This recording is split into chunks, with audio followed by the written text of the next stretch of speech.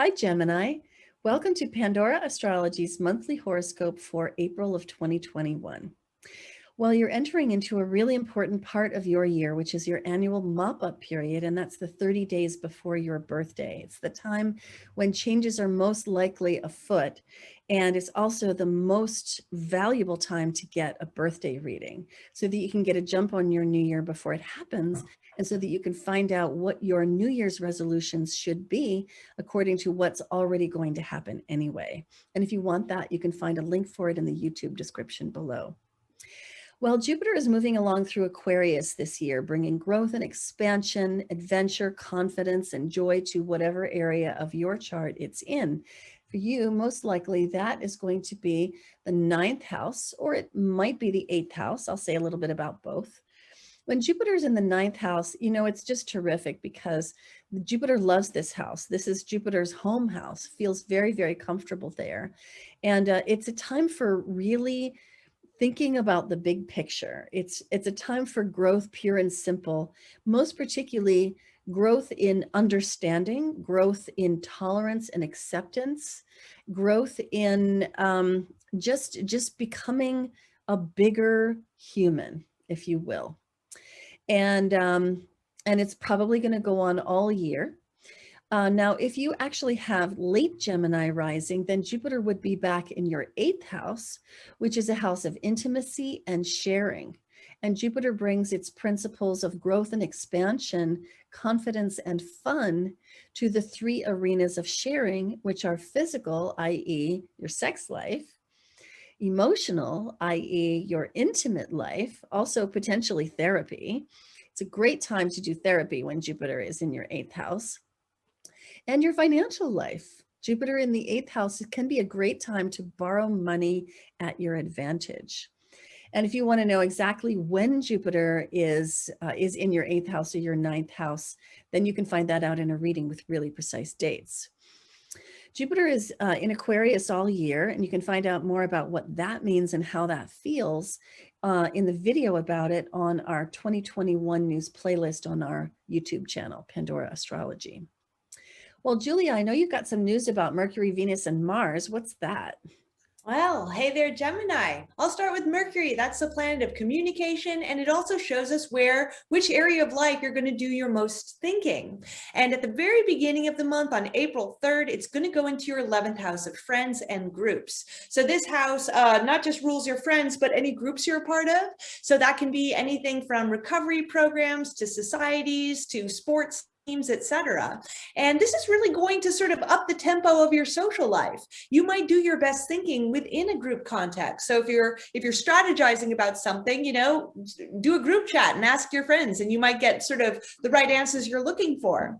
Now, Mercury is moving very fast this month. So on April 19th, it's going to go into your 12th house of the subconscious. And at that point, you're going to be a little bit more inclined to keep your thoughts to yourself, and you could be getting information from very, very ethereal places, like dream states and meditations, for example. Then Venus, the planet of art, beauty, and relationships, she begins the month in the 11th house, just as Mercury is there early in the month. So a really lovely time for getting along well with your friends, really enjoying the groups that you're a part of. For all the single Geminis out there, it's a good time to try online dating, because networks are ruled by the 11th house too. And if you're in a relationship, then you're going to want to enjoy your partner within a group context as well. Maybe invite them out with your friends. Then on April 14th, Venus moves into your 12th house, again, the house of the subconscious. This is also one of the most isolated houses in the zodiac. So wherever we have Venus is where we find some pleasure, where we enjoy things. So you could be, after having the whole 11th house transit, you could want to just sort of withdraw a lot more socially after the 14th. And if you are in a relationship, then you'll be enjoying your partner a little bit more closed off from the rest of the world. Maybe you guys get an isolated Airbnb somewhere, or just kind of stay at home a little bit together. Then Mars, the planet of action and activity, starts the month in your 1st house of self. So that means that you're embodying Mars energy at the beginning of the month. Now, Mars, being the planet of activity, also has kind of a feisty side to it. So you will be more inclined to sort of stand up for your boundaries, not let anyone push you around, but you could also be making mountains over out of molehills too. So learn to kind of curb it a little bit too, because this can be a conflict-prone time. Then on April 23rd, Mars moves into your second house of money and possessions. So you'll be very, very driven to kind of either increase your paycheck at work or to expand your business, make more money in some way. Mars is a very impulsive planet too, and this is the house of possessions. So you could be feeling very impulsive about buying things as well. So make sure that, you know, there's a good return policy, let's say, before you jump into something and spend too much money. Yeah, indeed. So you might notice in what Julia's been saying that at the beginning of the month, there's a lot of activity in your 11th house, which is a very social arena, making you want to get out and mix it up with other people. Whereas later in the month, a lot of those planets will shift into your 12th house, which is more a house of isolation, yes, but also solitude. Sweet solitude can be so nice when this house is occupied. So I'm going to say some things about that as we take a look at what the moons are doing.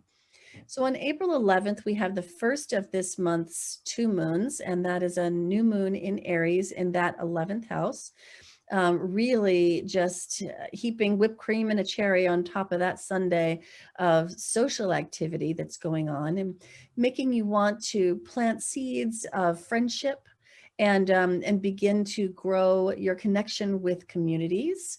We're calling this moon assertive, but also relatable because the moon in Aries is very forceful and dynamic, but Venus is here and Juno has a harmonious connection with it too. And so there's a sweetness and a relatability about this moon. So, you know, you can go out into those social arenas, meet some new people, head off in some new directions and expect that you probably be able to persuade some folks to join you. Then a little bit later, we have the seasonal shift. And that happens when the sun, which is in Aries, proceeds into Taurus. And that is part of this whole, you know, energy beginning to build in the 12th house of solitude, of dreams and imagination, of contemplation and meditation. It's a rather otherworldly house. It's very spiritual in its nature. Taurus is also about nature itself. It's about the life of the body and the physical world. Taurus really appreciates a beautiful sunset and the smell of flowers, you know, putting some beautiful and nice smelling fresh cut flowers on the table. And so you may find yourself in the latter part of the month communing with nature in a spiritual way that brings solace to your soul. And that can be really sweet. And then the last moon that I want to talk about is the full moon in Scorpio, which falls in your 6th house of work, health, and physical world service. Whereas the sun opposite to it is in Taurus in that spiritual service house, the 12th house with Uranus too. Whenever we have a full moon, we can expect emotions to run high, but it never runs higher than the Scorpio moon because that's just the most intense moon of the year. When it falls like this in your 6th house, there can be a lot of strong feelings at work, maybe feelings about work. You might find yourself confronting some old feelings of resentment and bitterness and really needing to sort of, you know, clear out those old emotions, especially if they've become calcified because you've been staying where you are for the money. And it might be time to think about heading in a new direction because you may be poisoned by the atmosphere at your work, but you may also be poisoning the atmosphere at your work. And isn't it better if everyone's happy? So this moon we're calling focused obsession balanced with calm objectivity.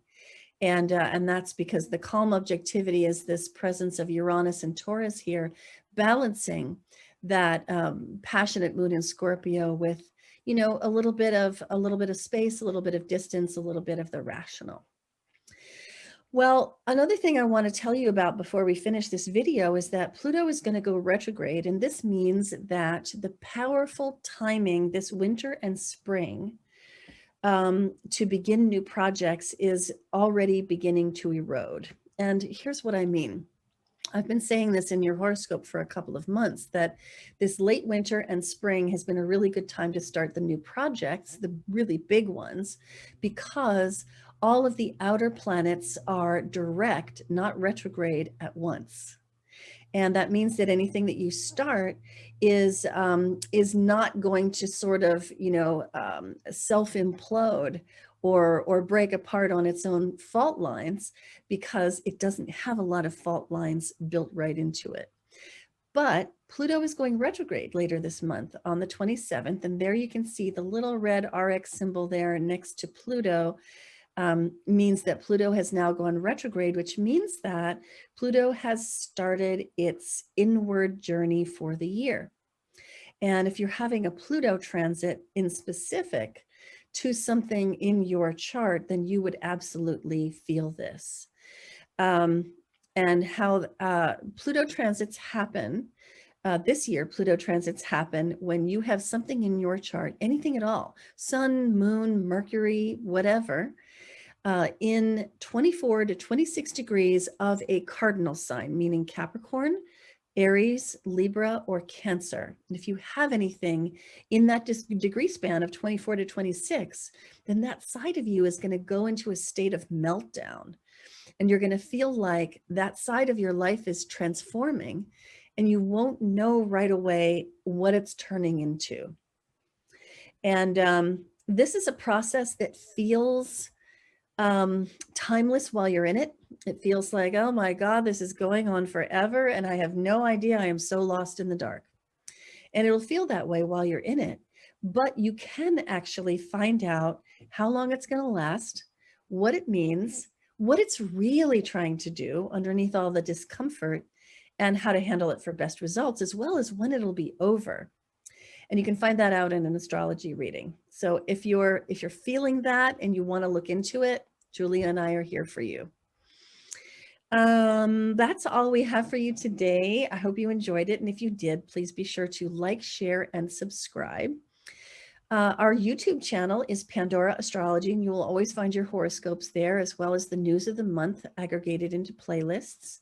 And you can find all that good stuff also on our website, pandoraastrology.com, where you can see the forecast, find your horoscope, get a reading with one of us, or even take a class. And until next time, we'll see you around the cosmos. Bye. Bye-bye.